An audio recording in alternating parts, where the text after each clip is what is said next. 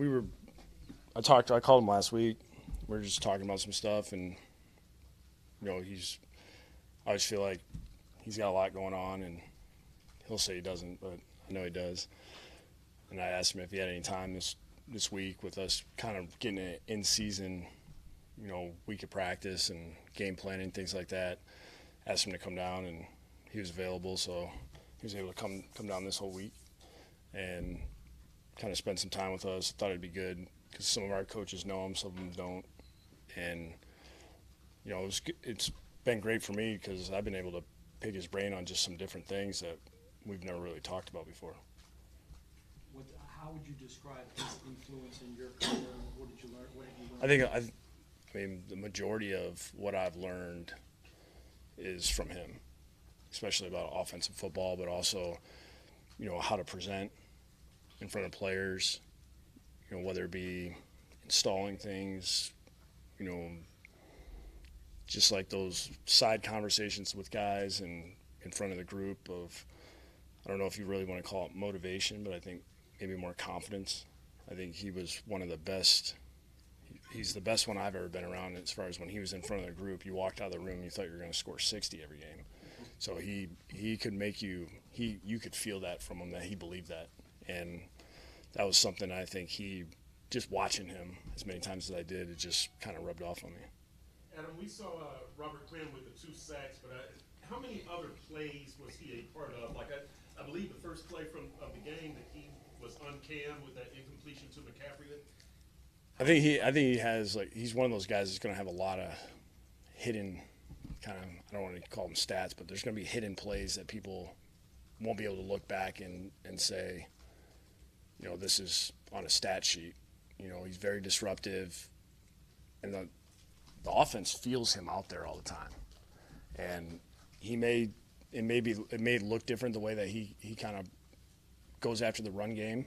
A lot of times he can get a guy to stop his feet and redirect, and that's enough time for our guys to swarm and make a play. And, I mean, he definitely is going to need to be accounted for in the pass rush.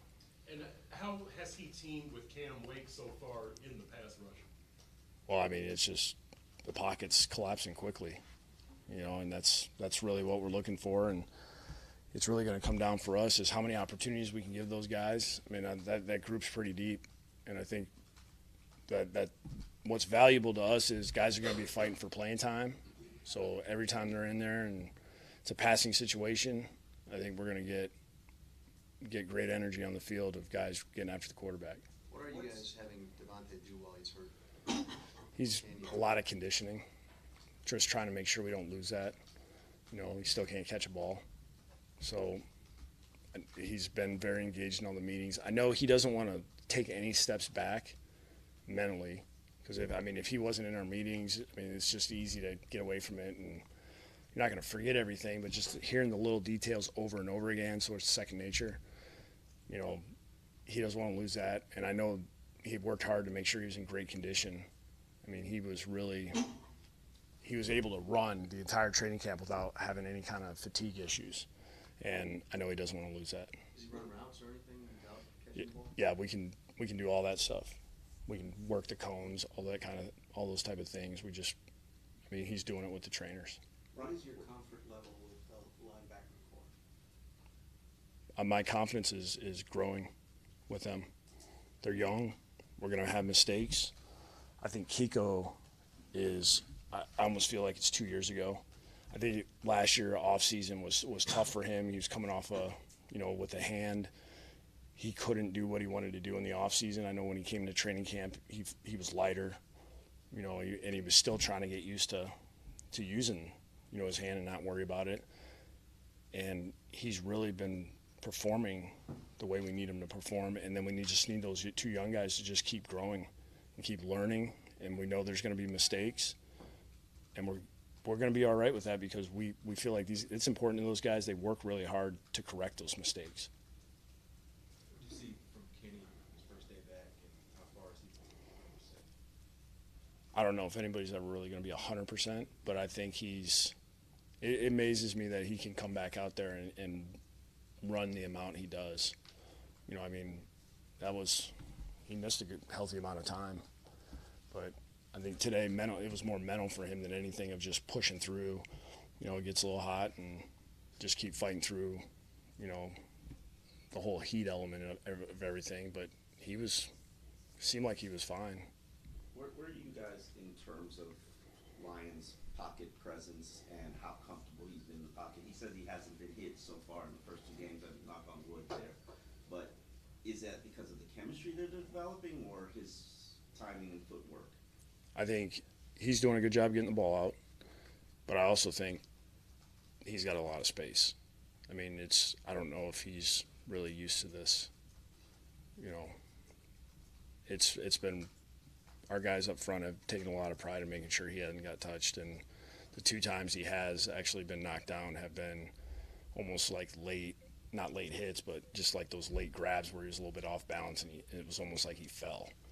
So I think the line's done a great job, you know, not only in pass protection but in the run game. You know, we have things to clean up, but I like where we're trending.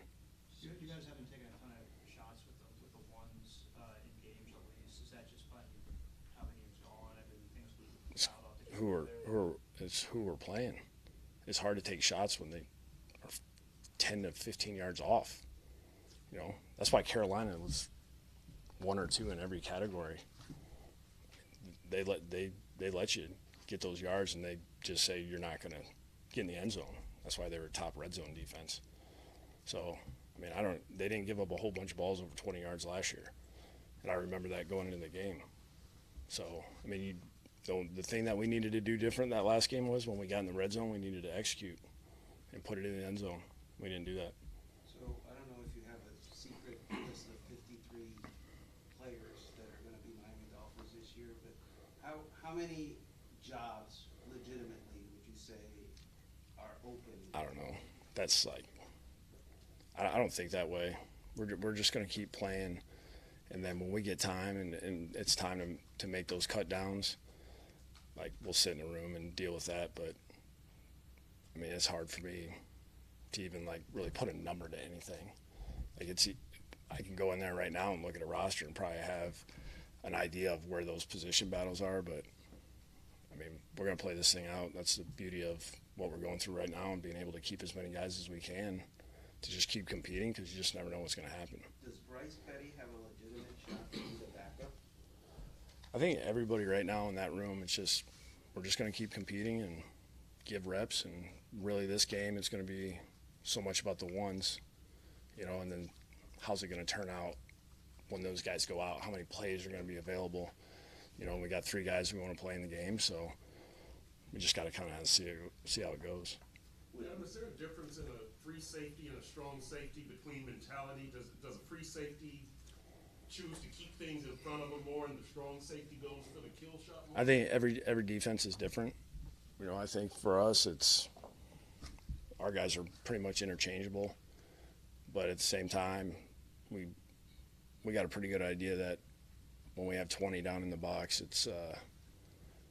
it's really good for us because the guy's a tackling machine, you know, and I don't think our other guys are really afraid to mix it up either between TJ and Minka. You know, those guys come up pretty quick, and, you know, that's why Minka has extra value with being able to play nickel. You know, I mean, that helps us in the run game because those receivers can't block them. Do Rashad and TJ have the, I guess, free safety mentality of keeping everything in front of them?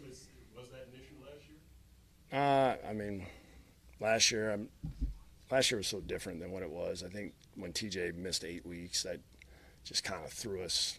I mean, he was trying to come back and do everything he could to help us.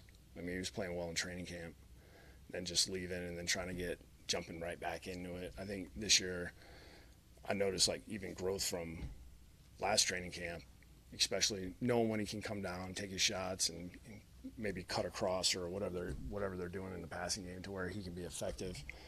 So, you know, I do think he has that ability to keep things in front of him, but at the same time, I don't think he's going to really lose that aggression that he has naturally.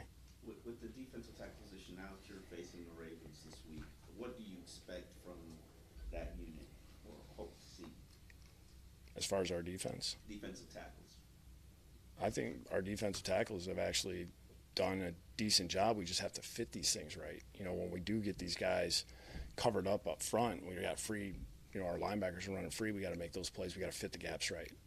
And I think Spence has done a good job.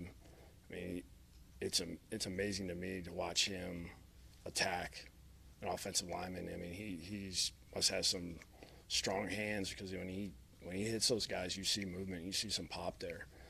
And you know, he's not a huge guy, but he's one of those guys that just have some kind of strength that you just can't teach. And you know, getting Jordan kind of going again, and you know, Godchild and Vince has been very productive. As soon as we put pads on, Vince shows up. You know, so we just need to keep getting better at that spot. I know Chris is really working on getting those guys attacking the way he wants and causing chaos. How have you seen Frank help Kenny and this team? Frank's one of those guys. Just watch what he does. That's what makes him different. He's not afraid to say something if he needs to. But I think Kenyon's done a good job of just watching what he does. And Frank's such a pro. I mean, just watch him get ready for practice. You know, he's always out there early. He's always doing something. And then it's hard to keep him off the field in practice. You know, you try to rest him and, you know, just be like, hey, you know, 35 now. He don't care. He acts like he's 23, which I love. And then when you watch him run, then you get even more excited, you know, to really get him on the field and get this thing rolling. That's good. All right, thank you. If you get a chance, just shoot me a text or email guys you might have missed.